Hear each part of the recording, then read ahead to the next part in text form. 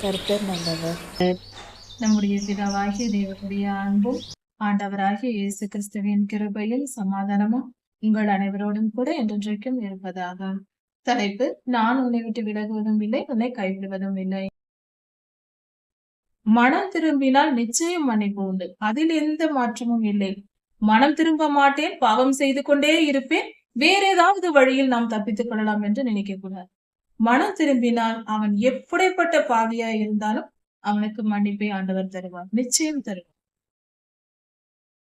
நீதிமொழிகள் 11ஆம் அதிகாரம் 18ஆம் வசனம் முதல் 31ஆம் வசனம் வரை.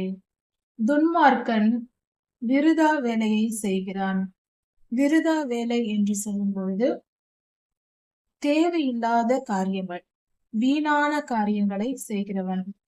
துன்மார்க்கன் என்று சொல்லும் பொழுது கர்த்தருடைய வார்த்தைக்கு கீழ்ப்படியாமல், கர்த்தருடைய வசனத்தை கை கொள்ளாமல் பாவ வாழ்க்கையை தெரிந்து கொண்டு வாழ்கிறவர்களை துன்மார்க்கர்.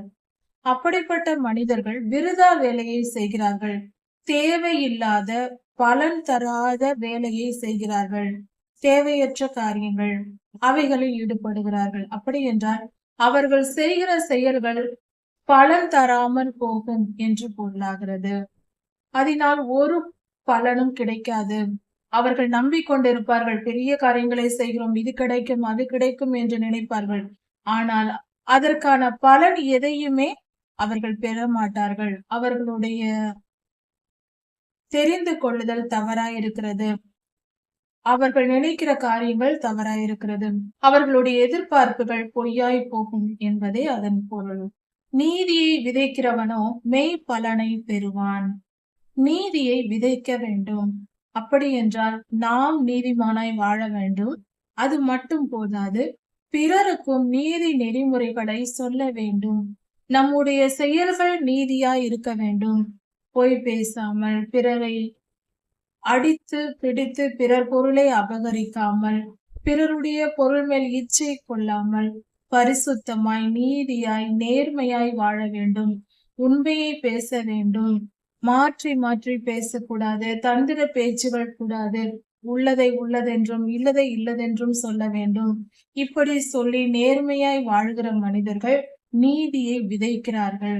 தன் வாழ்க்கையில் நீதியை கடைபிடித்து நம்முடைய பிள்ளைகளுக்கும் பிறருக்கும் நாம் நீதியை சொல்லி இப்படி வாழ வேண்டும், நீதியாய் வாழுங்கள் என்று சொல்லி ஆலோசனை கொடுத்து நாம் வாழ்வதே நீதியை விதைப்பதாகும். அப்படி நீதியை விதைக்கும் போது அதற்குரிய பலன் நிச்சயம் கிடைக்கும். நாம் நீதியை செய்து, நீதியை கடைபிடித்து, நீதியை பிறருக்கு உபதேசித்து, நீதி இந்த பூமியில் வளர்வதற்கு, அது ஒரு செடி போல முளைத்து வளர்ந்து மரமாக வருவதற்கு நாம் காரணமாய் இருந்தால் அது நிச்சயம் பலன் கொடுக்கும். ஒரு மரம் எப்படி ஒரு நல்ல கனியுள்ள ஒரு விதையை நாம் விதைக்கும் பொழுது அது மரம் பழம் கொடுக்கும். ஒரு சாதாரணமாக ஒரு ஆப்பிள் ஒரு விதையை நாம் விதைக்கிறோம் என்றால் அது மரமாகி அது பழம் தந்து நிச்சயம் அது நமக்கு கனி கொடுக்கிறது. பெரியதாய் வளரும், அது கனி தரும். அது போல நாம் நீதியை விதைத்தால் அது நிச்சயம் நீதியின் பலனை நமக்கு கொடுக்கும். ஒரு முட்செடியின் விதையை நாம் விதைத்தால் அதிலிருந்து நாம் எந்த கனியையும் புசிக்க முடியாது. அது முள்தான் குத்தும், கீழே விழுந்து அதிகமாய் நம்மை காயப்படுத்தும். அது போலதான் துன்மார்க்கருடைய வேலைகள். நீதி ஜீவனுக்கு ஏதுவாய் இருக்கிறது போல துன்மார்க்கனும் மரணத்திற்கு ஏதுவாய் இருக்கிறான். தீமையை பின்தொடர்கிறவன், தீமையை பின்தொடர்ந்து போகிறவனும் மரணத்துக்கு ஏதுவாய் இருக்கிறான். அதாவது நாம் நீதியின் பாதையில் நடக்கிறோம் என்றால் நமக்கு நன்றாக தெரியும் பரலோகத்திற்கு நாம் போவோம். நாம் நீதியாய் நடந்து கர்த்தருடைய வழிகளை கடைபிடித்து வேத வசனத்தை படித்து தினந்தோறும் வேத தியானமும் ஜெபமும் நாம் செய்து கொண்டு பரிசுத்தமாய் பிறரை ஏமாற்றாமல் நீதியாய் நேர்மையாய் வாழ்ந்தால் நிச்சயம் பரலோகம் செல்வோம். அப்படி என்பது எல்லோருக்கும் தெரியும். நாம் அப்படி செய்து கொண்டிருக்கிறோம் என்றால் நாம் நிச்சயம் பரலோகத்திற்கு போக போகிறோம். இப்படி செய்து நாம் பரிசுத்தமாய் வாழ்ந்தால் கர்த்தர் நம் மேல் கிருபை கூர்ந்து நம்மை பரலோகத்திற்கு ஏற்றுக்கொள்வார். இது நன்றாக தெரிந்த காரியம். அதே போல பாவத்தை, தீமையை பின்தொடர்கிறவனும் மரணத்திற்கு ஏதுவாய் இருக்கிறான். தீமையை பின்தொடர்வது என்பது இந்த இடத்தில் மரணம் என்பது முதல் மரணம் அல்ல, இரண்டாம் மரணத்தை குறிக்கிறது. முதல் மரணம் என்பது எல்லோருக்கும் நேரிடுவது, பூமியிலிருந்து மனிதனுடைய சரீரத்திலிருந்து ஆவியாத்மா பிரிந்து செல்வது. இரண்டாம் மரணத்தை தான் இங்கு சொல்லப்பட்டிருக்கிறது. இரண்டாம் மரணம் என்பது ஒரு மனிதனுடைய ஆத்மா அக்னி கடலில் அழிக்கப்படுவது, நரகத்தில் போட்டு அழிக்கப்படுவது, அதுதான் இங்கு சொல்லப்பட்டிருக்கிறது. தீமையை பின்தொடர்கிறவன் மரணத்திற்கு பாத்திரமாய் இருக்கிறான், மரணத்தை அடைவான்.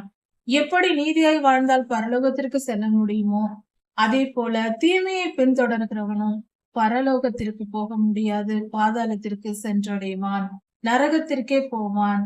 அவன் தீமை செய்து கொண்டு பேசுவது பொய், ஏமாற்றுவது, பிறரை அபகரிப்பது, பெருமைப்படுவது, சுயநலமாய் வாழ்வது, இப்படியெல்லாம் தீமையான காரியங்களை செய்து கொண்டு நான் பரலோகத்திற்கு போய்விடுவேன் என்று கனவு கண்டு கொண்டிருக்க கூடாது. யாரும் பரிசுத்தமாய் வாழ்ந்தால்தான் கர்த்தர் நம்மேல் கிருபை வைத்து அவர் ரத்தம் தெளித்து நம்மை பரிசுத்தப்படுத்தி பரலோகத்தில் சேர்த்துக் கொள்வார்.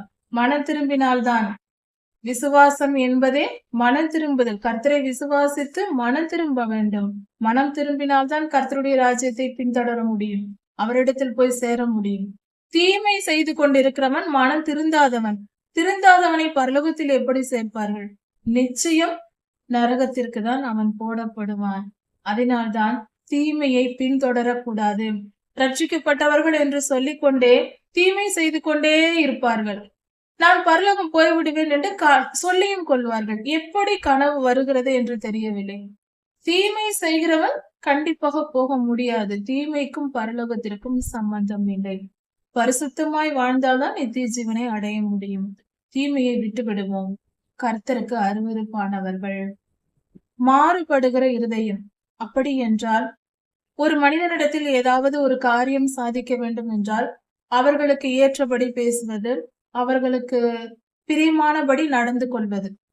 அதன் பின்பு வேறொரு மனிதரிடத்தில் ஏதாவது நமக்கு ஒரு காரியம் தேவை, அவர்கள் தயவு நமக்கு தேவை என்றால் அவர்களிடம் சென்று அவர்களுக்கு பிரியமாய் நடந்து கொள்வது. இப்படி மாற்றி மாற்றி ஆட்களுக்கு ஏற்றபடி தன்னை மாற்றிக்கொண்டு எல்லோரையும் ஏமாற்றிக் கொண்டு தெரிவது. உண்மையாய் இருக்க மாட்டார்கள் அப்படிப்பட்டவர்கள். இருதயத்தில் உண்மை இருக்காது. எல்லோர் பேரிலும் கெட்ட எண்ணம் இருக்கும், வெறுப்பு இருக்கும், கசப்பு இருக்கும். வெளியில் காட்டிக்கொள்ளாமல் எல்லோரிடத்திலும் நல்லவர் போல நடந்து கொண்டு, எல்லோரிடத்திலும் அன்பாயிருப்பது போல நடித்து கொண்டு வாழ்ந்து கொண்டிருப்பார்கள். அப்படிப்பட்டவர்களே மாறுபாடான இருதயம் உடையவர்கள். அப்படிப்பட்டவர்கள் கர்த்தருக்கு அருவருப்பானவர்கள். கர்த்தர் அவர்களை மீட்க மாட்டார். மாறுபாடுள்ள இருதயம் கர்த்தருக்கு பிடிக்காது. உத்தம மார்க்கத்தாரோ கர்த்தருக்கு பிரியமானவர்கள். நாம் உத்தமமாய் நடக்கும் பொழுது, நீதியாய் நேர்மையாய் கர்த்தருக்கு பிரியமான வாழ்க்கையை நாம் வாழும் பொழுது, கர்த்தருக்கு பிரியமில்லாத காரியங்களை விட்டு நாம் விலகி வரும் பொழுது, என் பரம தகப்பனுக்கு பிடிக்காது, என் தெய்வத்துக்கு பிடிக்காது, என் அப்பாவுக்கு பிடிக்காத எந்த காரியத்தையும் நான் செய்ய மாட்டேன் என்று நாம் அவரிடத்தில் அன்பு வைத்து உத்தமமாய் நேர்மையாய் யோபு ஐயாவை போல நாம் நடந்து கொள்ளும் பொழுது கர்த்தர் நம்மை பிரியமாய் இருப்பார், நம்மேல் அன்பாய் இருப்பார், அவர் நம்மை நேசிப்பார். அவர் நேசத்தை பெறும் வழி இதுதான். உத்தமமாய் நீதியாய் நேர்மையாய் நடப்பது. அவருக்கு அன்புடையவர்களாய் நாம் மாறுகிறோம். கர்த்தருடைய அன்புக்கு ஏற்றவர்களாய் நாம் மாறுகிறோம். அப்பாவுக்கு அதான் பிடிக்கும். கையோட கை கோத்தாலும் துஷ்டன் தண்டனைக்கு தப்பான். அப்படி என்றால் ஒருவன் துஷ்டனாய் இருக்கிறான், மகா பெரிய பாவம் செய்கிறான், எப்பொழுதும் செய்து கொண்டே இருக்கிறான், அவன் திருந்தவில்லை. அப்படி இருந்து திருந்த நான் என் குணத்தை எல்லாம் விட்டு திருந்தலாம் மாட்டேன்.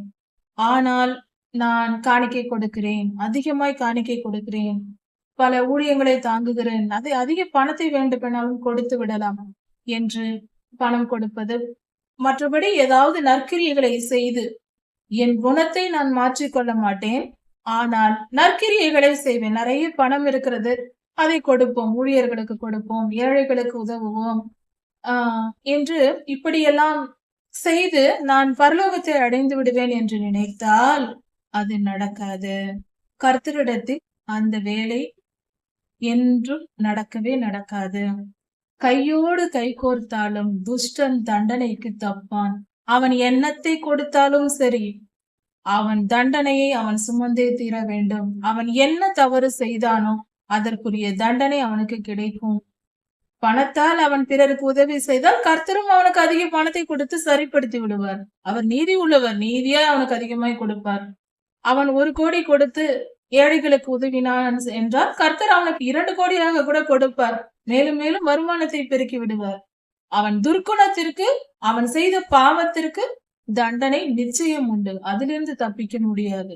பணத்தை கொடுத்தோ வேறு எந்த காரியத்தை செய்தோ கர்த்தரை ஏமாற்ற முடியாது.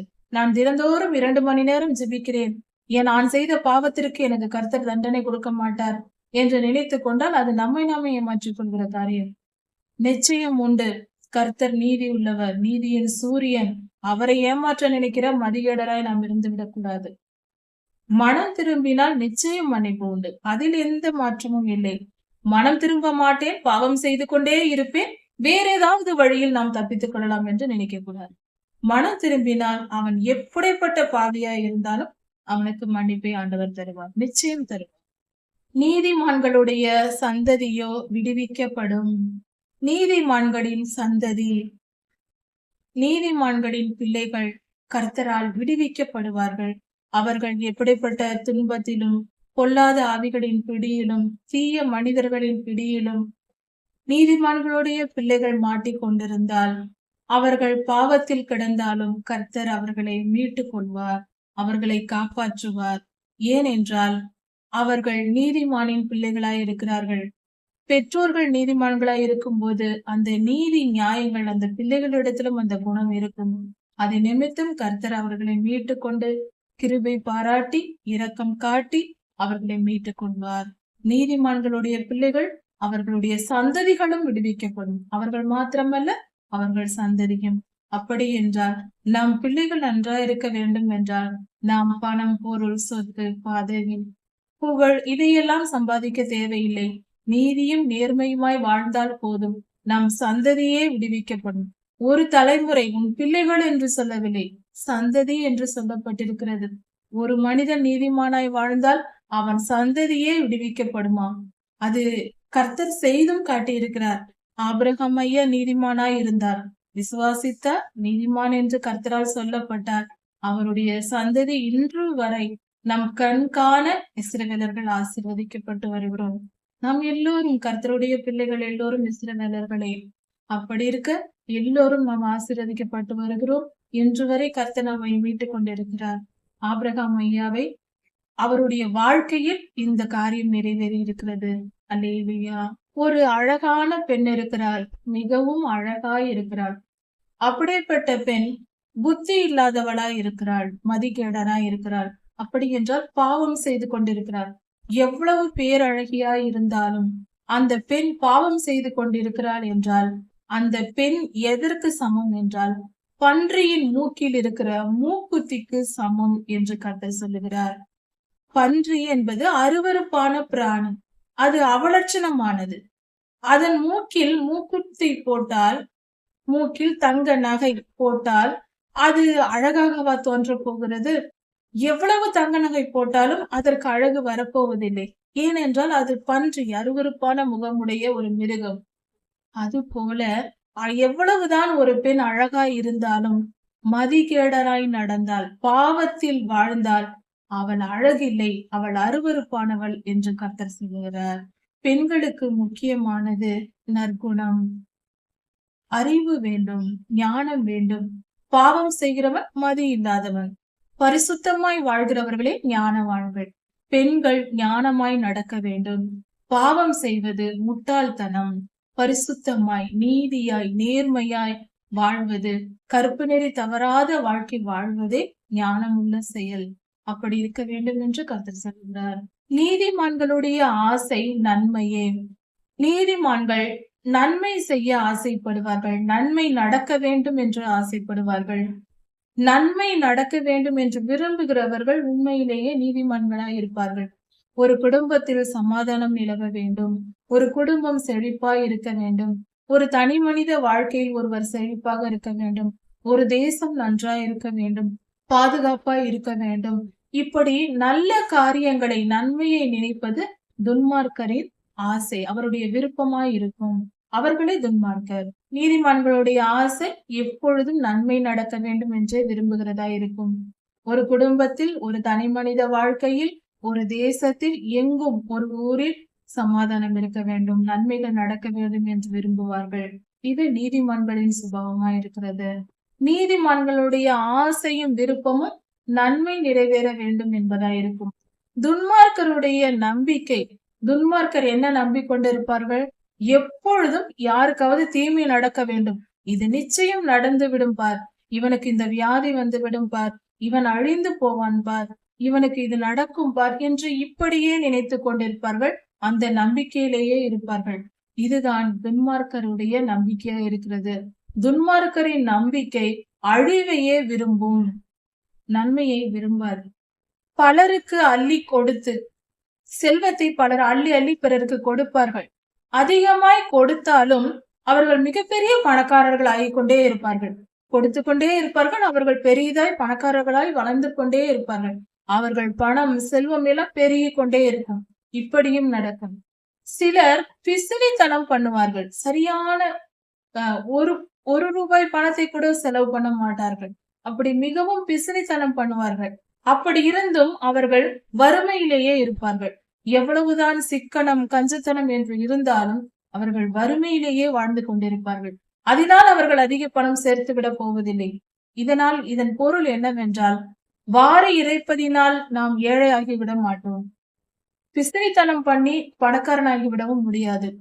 ஒரு மனிதன் ஐஸ்வர்யத்தோடு, செல்வத்தோடு வாழ வேண்டும் என்றால் அது கர்த்தரிடத்திலிருந்து வர வேண்டும்.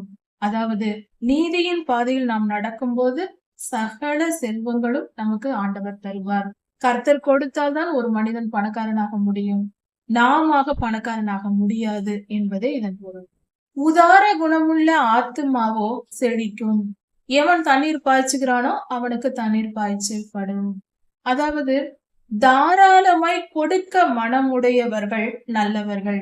அப்படி கொடுக்கிறவர்கள், தாராளமாய் நான் கொடுக்கிறேன் என்று மனமாற தாராளமாய் கொடுத்து கொண்டிருக்கிறவர்களை பார்த்தால் அவர்களுக்கு கர்த்தரும் தாராளமாய் கொடுப்பார். அவர்கள் செழிப்பாய் இருப்பதற்கு காரணம் அவர்கள் தாராளமாய் கர்த்தருக்கு கொடுப்பதே. அதனால் நாம் எப்பொழுதும் கர்த்தருக்கு காணிக்கை கொடுப்பது, ஏழைகளுக்கு உதவுவது, நற்காரியங்கள் செய்வது, ஊழியங்களுக்கு உதவி செய்வது போன்ற காரியங்களில் கஞ்சத்தனமாய் இருக்கக்கூடாது. தாராளமாய் கொடுக்க வேண்டும். ஊழியங்களுக்கும் கர்த்தருக்கு காணிக்கை, கர்த்தருடைய நாமத்தின் நிமித்தம் நாம் செய்கிற பண செலவுகள் எல்லாம் தாராளமாய் இருக்க வேண்டும். அப்படி நாம் தாராளமாய் கொடுக்கும் பொழுது the percentage, அதனுடைய சராசரி நாம் எந்த அளவுக்கு தாராளமாய் கொடுக்கிறோமோ அந்த அளவுக்கு கர்த்தர் நம்மை ஆசீர்வதிப்பார்.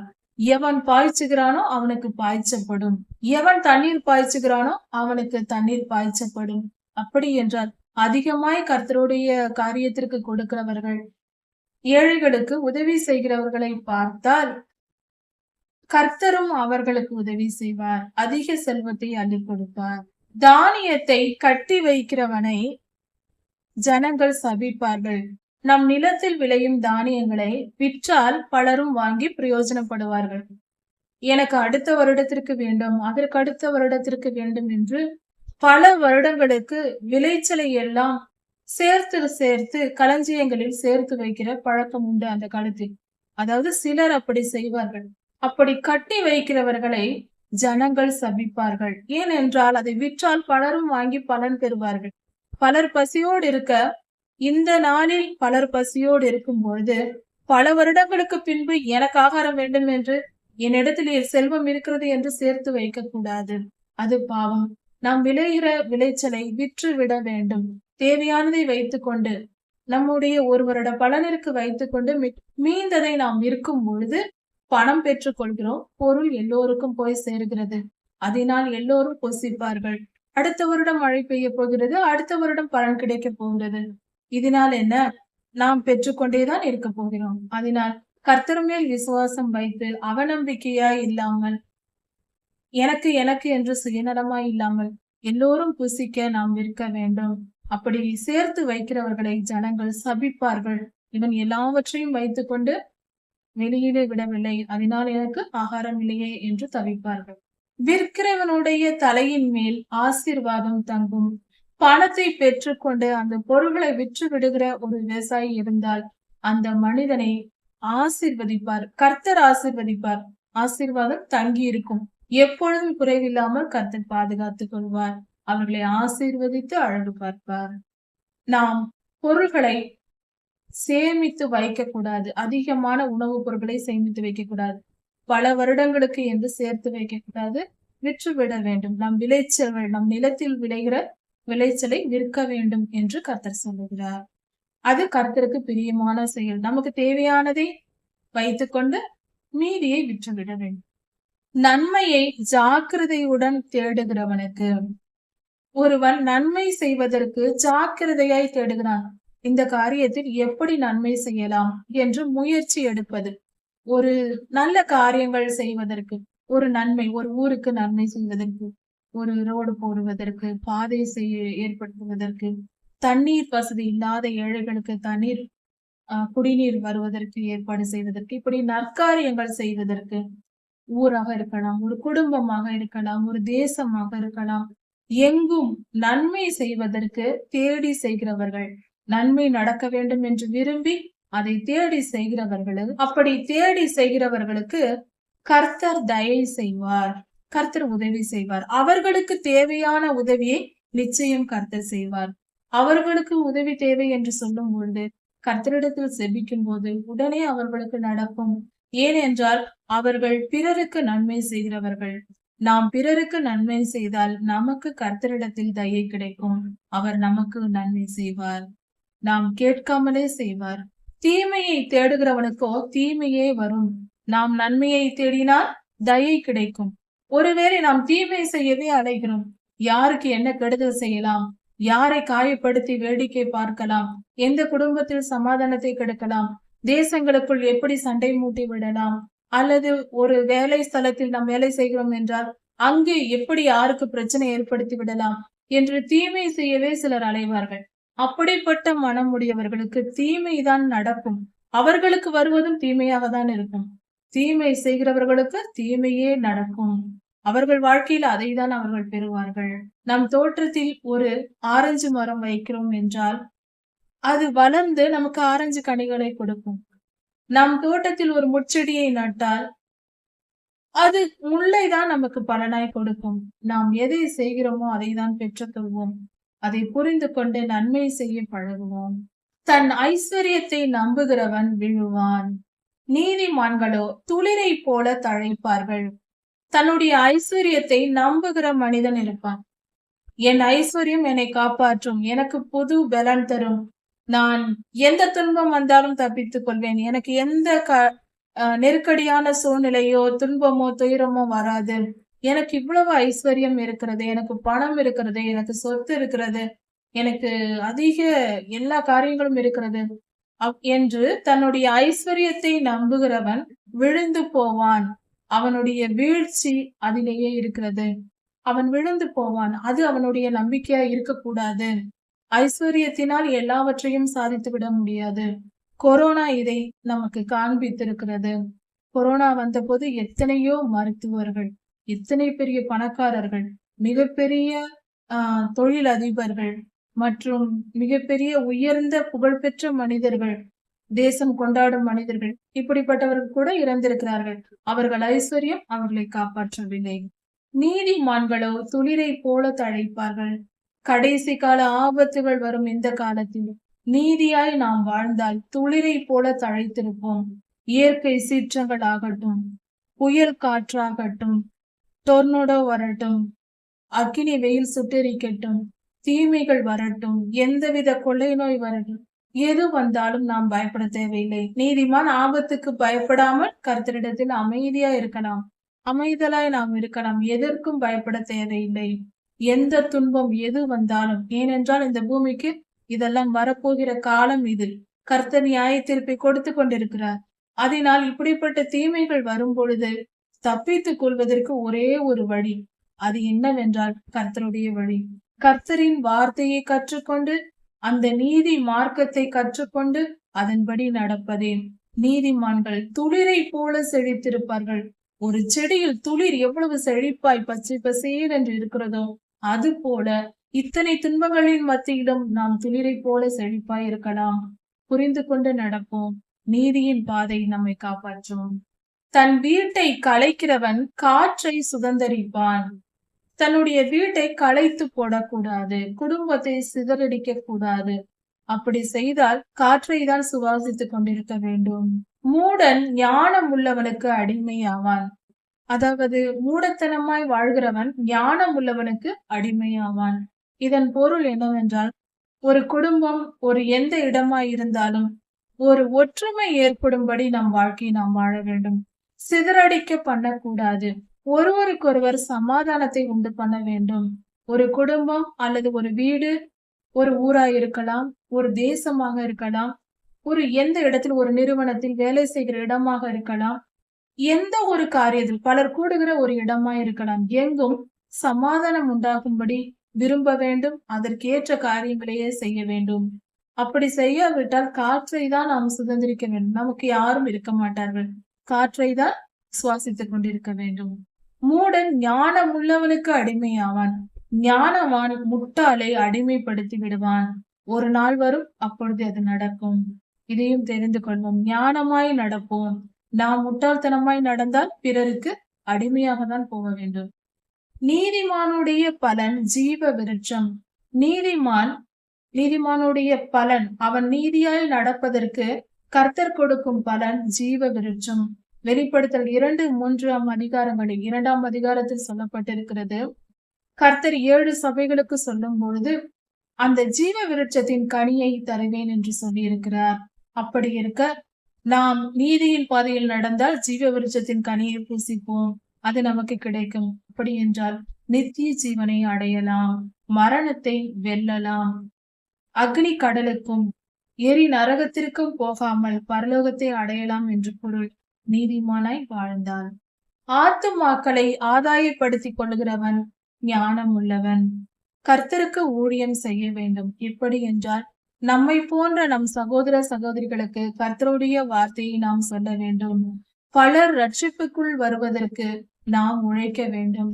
அப்படி செய்கிறவர்கள் ஞானம் உள்ளவர்கள். அப்படிப்பட்டவர்களுக்கு கர்த்தர் ஜீவ விருட்சத்தின் கனியை தருவார். எல்லோரும், கர்த்தருடைய பிள்ளைகள் எல்லோரும் பிறருக்கு கர்த்தருடைய நாமத்தை அறிவிக்க வேண்டும். எந்த ஒரு மனிதனும் நரகத்திற்கு சென்றுவிடக் கூடாது என்கிற எண்ணம் நம் மனதில் இருக்க வேண்டும். அதை நினைத்து நாம் கர்த்தருக்கு ஊழியம் செய்ய வேண்டும். கர்த்தருடைய வார்த்தையை ஜனங்களுக்கு சொல்ல வேண்டும். அவர்கள் ரட்சிக்கப்படுவதற்கு ஆத்துமாக்களை ஆதாயப்படுத்திக் கொள்ள நாம் முயற்சி செய்ய வேண்டும். பரிசுத்த ஆவியானவர் வெற்றி தருவார். நாம் முயற்சி செய்வது நம்முடைய கடமை. அப்படி செய்கிறவர்களை ஞானவான்கள் என்று வேதம் சொல்லுகிறது. நீதிமானுக்கு பூமியில் சரி கட்டப்படுமே, பாவிக்கும் துன்மார்க்கனுக்கும் எத்தனை அதிகம். நீதிமானுக்கு, ஒரு மனிதன் நீதிமானாய் வாழ்ந்து கொண்டிருந்தால் அவன் கடந்த காலத்தில் செய்த பாவங்களுக்கும் அவன் செய்த தவறுகள் மீறுதல்கள் எல்லாவற்றிற்கும் இந்த பூமியிலேயே கர்த்தர் சரி கட்டி விடுவார். தண்டனை கொடுத்து நியாய தீர்ப்பை கொடுத்து விடுவார். அதனால்தான் பல ஊழியர்கள், கர்த்தருடைய பிள்ளைகள் நோயினாலும் பலவிதமான பாடுகளையும் அனுபவித்துக் கொண்டிருப்பார்கள். மற்றவர்கள் அதை பார்த்து அவர்களை தூஷிப்பார்கள். தவறு. அவர்கள் பாவி என்பதனால் அந்த கர்த்தருடைய பிள்ளைகள் அவஸ்தைப்படுவதில்லை. ஏற்கனவே செய்த பாவத்திற்கு தண்டனையாக, நியாய தீர்ப்பாக இந்த பூமியில் இருக்கும் பொழுதே அவர்கள் துன்பத்தை அடைந்து தீர வேண்டும். அவர்கள் சிறு வயதில் செய்த பாவங்களா இருக்கலாம், ரட்சிக்கப்படுவதற்கு முன்பு செய்தது போன்ற காரியங்கள் இருக்கிறது. அதற்கு பூமியிலேயே கர்த்தர் சரிகட்டி அவர்கள் மரணம் அடையும் நாளில் அவர்களை பரிசுத்தமாக்கி விடுவார். அவர்களிடத்தில் எந்த ஒரு குற்றக்குறையும் இல்லாமல் மறுரூபப்படுத்தி அப்படியே நித்திய ஜீவனுக்குள் ஏற்றுக்கொள்வார். அதனால் அவர்கள் துன்பத்தை அனுபவிப்பதினால் நரகத்துக்கு போய்விட மாட்டார்கள். ஏனென்றால் அவர்கள் மனம் திரும்பி விட்டார்கள். ஆனால் அவர்கள் செய்த தவறுக்கு ஒரு நியாய தீர்ப்பை நிச்சயம் கர்த்தர் தருவார். இது தாவீதையின் வாழ்க்கையில் நாம் பார்க்க முடியும். அவர் பத்சேபாளிடத்தில் பாவம் செய்து உரியாவை கொன்றதினால் 4 பிள்ளைகளை அவர் பறி கொடுத்தார். கணக்கு முடிந்தது. தவறு செய்தார், தண்டனை அனுபவித்து முடித்தார், நீதிமானாய் மாறினார், முற்றிலும் நீதிமானாக்கப்பட்டார், கர்த்தரிடத்தில் எடுத்துக் கொள்ளப்பட்டார். இப்படி நீதிமானுக்கே இவ்வளவு சரிக்கு சரியாய் கர்த்தர் நியாயம் தீர்ப்பார் என்றால் துன்மார்க்கனுக்கும் பாவிக்கும் எப்படி நியாயம் தீர்ப்பார்? மகா பெரிய தண்டனையும் பாவமும் அதற்குரிய நியாய தீர்ப்பும் அனுபவிக்க வேண்டி வரும். அதனால் கர்த்தருக்கு பயந்திருப்போம். கர்த்தருக்கு பயப்படுதல் ஆயுசு நாட்களை பெருக பண்ணும். கர்த்தருக்கு பயந்து நாம் நீதியின் பாதையை தெரிந்தெடுப்போம். நிம்மதியாக சந்தோஷமாக இவ்வுலகத்தில் வாழ்வோம். நித்திய ஜீவனையும் அடைவோம். கர்த்தர் உங்களை ஆசீர்வதிப்பாராக. இதன் தொடர்ச்சியை அடுத்த செய்தியில் பார்க்கலாம். மாரநாதா.